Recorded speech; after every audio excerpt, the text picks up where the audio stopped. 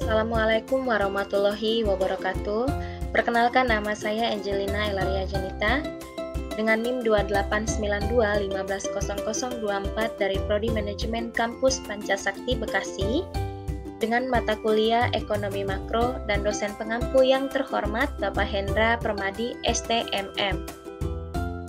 Baik, di dalam video saya akan membahas mengenai tentang ekonomi makro dan ekonomi mikro.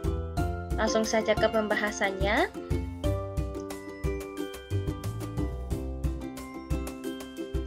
Baik, untuk pembahasan yang pertama, kita membahas tentang analisa ekonomi mikro dan makro.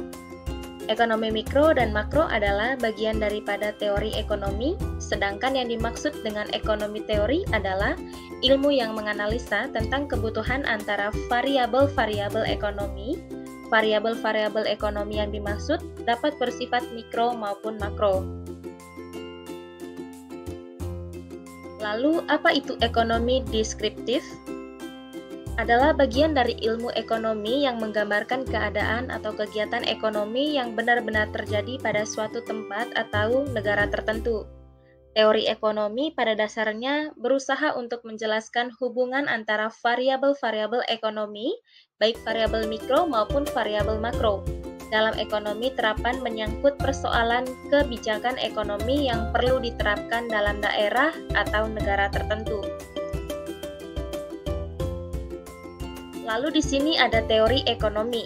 Pada dasarnya dibagi menjadi teori ekonomi mikro dan teori ekonomi makro.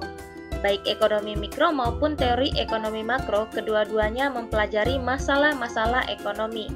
Namun permasalahan ekonomi yang dipelajari berbeda dalam sudut pandangnya masing-masing. Lalu ekonomi mikro mempelajari kegiatan-kegiatan ekonomi dari unit-unit ekonomi individual, yaitu individu sebagai konsumen, individu sebagai pemilik faktor produksi, maupun individu sebagai produsen. Analisa ekonomi mikro terdiri dari teori harga, teori produsen, dan teori distribusi. Teori harga antara lain membahas tentang proses pembentukan harga oleh interaksi antara penawaran dan permintaan akan suatu barang dan jasa di dalam suatu pasar. Faktor-faktor yang mempengaruhi perubahan permintaan dan penawaran, hubungan antara harga, permintaan, dan penawaran, bentuk-bentuk pasar, dan sebagainya. Teori produksi antara lain menganalisa tentang masalah biaya produksi, tingkat produksi yang paling menguntungkan bagi produsen yang harus dipilih oleh produsen agar tujuan untuk mencapai laba maksimum tercapai. Sedangkan teori distribusi membahas tentang faktor-faktor yang menentukan tingkat upaya tenaga kerja, tingkat bunga yang harus dibayar karena penggunaan modal, dan tingkat keuntungan yang diperoleh para pengusaha. Lalu ada ekonomi makro. Apabila di dalam ekonomi mikro menganalisa kegiatan-kegiatan dan permasalahan ekonomi dari unit-unit ekonomi individual, maka di dalam ekonomi makro menganalisanya dari pendekatan sebaliknya. Artinya, yang dipelajari dalam ekonomi makro adalah variabel-variabel total seperti pendapatan nasional, konsumsi, tabungan masyarakat, investasi total, dan sebagainya. Ekonomi makro menganalisa keadaan keseluruhan atau agregat dari kegiatan perekonomian. Di dalam ekonomi makro tidak membahas kegiatan yang dilakukan oleh seorang produsen, seorang konsumen, atau seorang pemilik faktor produksi, tetapi pada keseluruhan tindakan para konsumen, para pengusaha, pemerintah, lembaga-lembaga keuangan, dan negara lain, serta bagaimana pengaruh tindakan-tindakan tersebut terhadap perekonomian secara keseluruhan. Teori ekonomi makro ini lahir ditandai dengan keluarnya sebuah buku yang berjudul The General Theory of Employment, Interested and Money pada tahun 1937 yang ditulis oleh J.M. Keynes, ahli ekonomi Universitas Cambridge, Inggris. Buku tersebut juga dipandang sebagai tonggak yang sangat penting dalam sejarah pemikiran ekonomi Barat. Dalam buku tersebut, Keynes menyajikan suatu teori yang menunjukkan bahwa Penganggaran dapat terjadi dan bahkan untuk jangka yang tidak terbatas. Akhirnya banyak ahli ekonomi yang menerima pendapat Keynes, dan kelompok ini disebut Keynes Iaconomist, yang sampai sekarang diterima sebagai teori yang benar dan dipraktekkan di banyak negara. Lalu permasalahan ekonomi makro. Ada 3 masalah ekonomi makro jangka pendek yang harus diatasi setiap saat. Ketiga masalah yang dimaksud, yang pertama adalah masalah inflasi. Merupakan salah satu masalah ekonomi yang selalu dialami oleh hampir semua negara.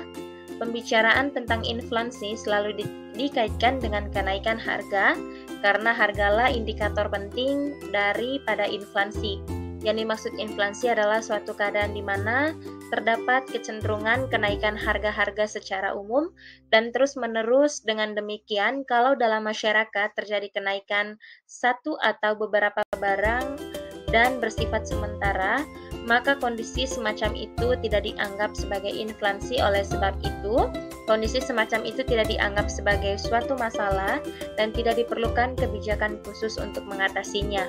Walaupun inflasi tidak secara otomatis menurunkan standar hidup, namun inflasi tetap merupakan masalah karena 3 alasan. Yang pertama, alasannya inflasi dapat mengakibatkan redistribusi pendapatan antara anggota masyarakat.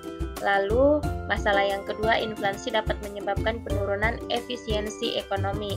Untuk masalah yang ketiga, inflasi dapat menyebabkan perubahan output dan kesempatan ke dalam masyarakat. Lalu masalah pengangguran. Pengangguran ini terjadi karena jumlah tenaga kerja atau angka kerja melebihi tingkat kesempatan kerja yang tersedia. Di negara-negara yang sedang berkembang, tingkat pertumbuhan angkatan kerja cukup tinggi, sehingga tidak seimbang dengan kesempatan kerja yang ada. Kalau kenyataan tersebut terjadi, maka angka pengangguran cukup tinggi.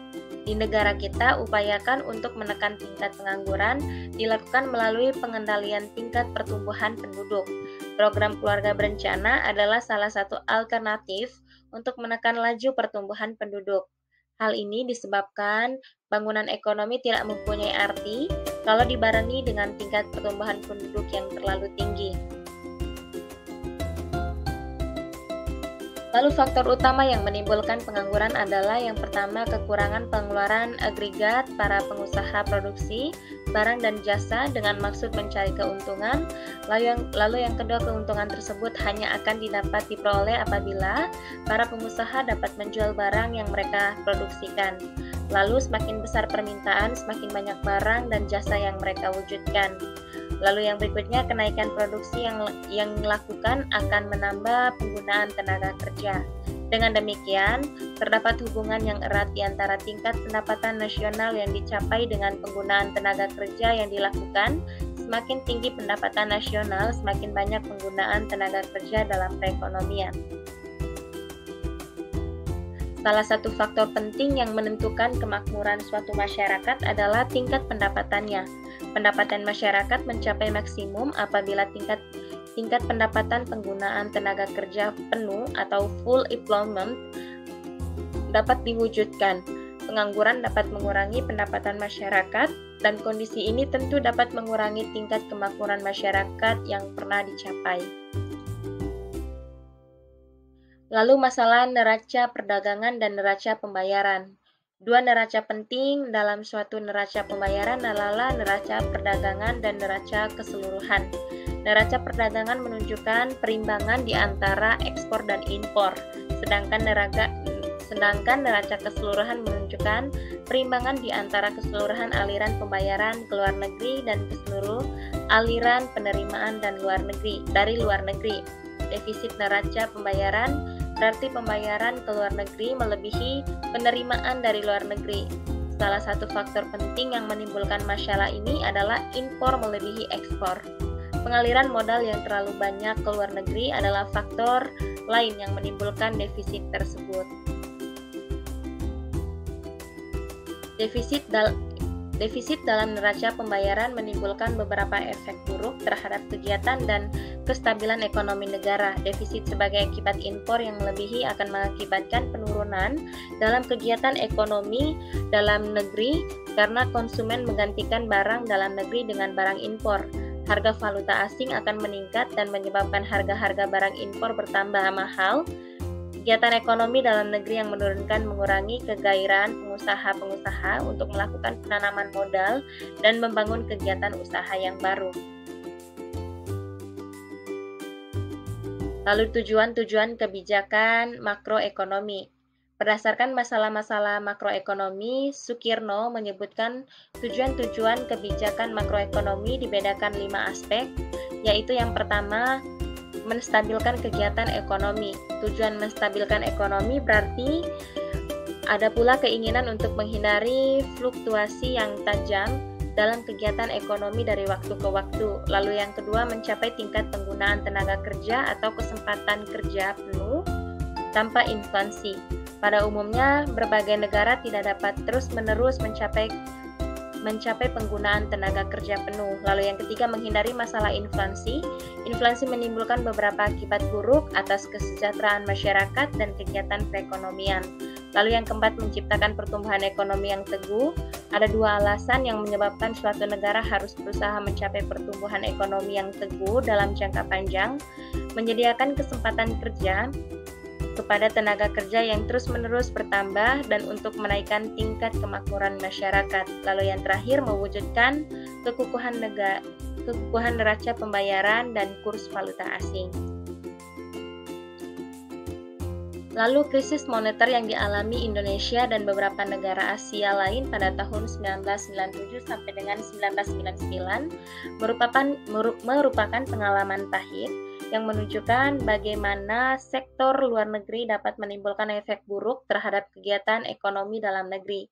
Neraca pembayaran yang tidak kukuh akan mengurangi kemampuan suatu negara dalam menghadapi masalah pengaliran dana ke luar negeri yang melebihi dari keadaan yang biasanya berlaku. Sebagai akibatnya, cadangan mata uang asing akan merosot dan kurs mata uang asing selalu meningkat.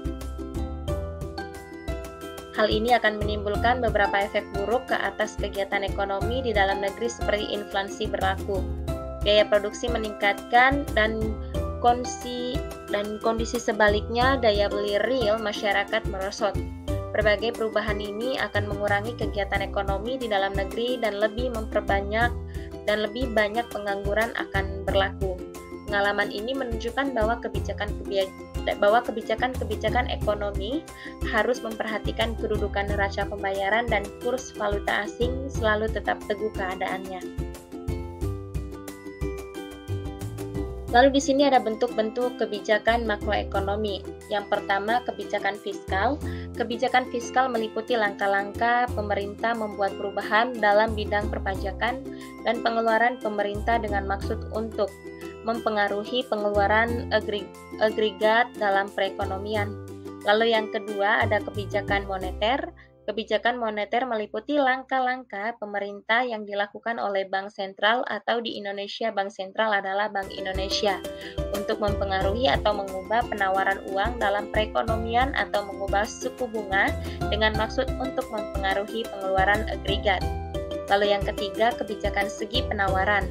Salah satu kebijakan segi penawaran adalah kebijakan pendapatan atau income policy, yaitu langkah pemerintah yang bertujuan mengendalikan tuntutan kenaikan pendapatan pekerja. Baik teman-teman, sekian video pembahasan materi dari saya. Mohon maaf kalau ada kekurangan. Assalamualaikum warahmatullahi wabarakatuh.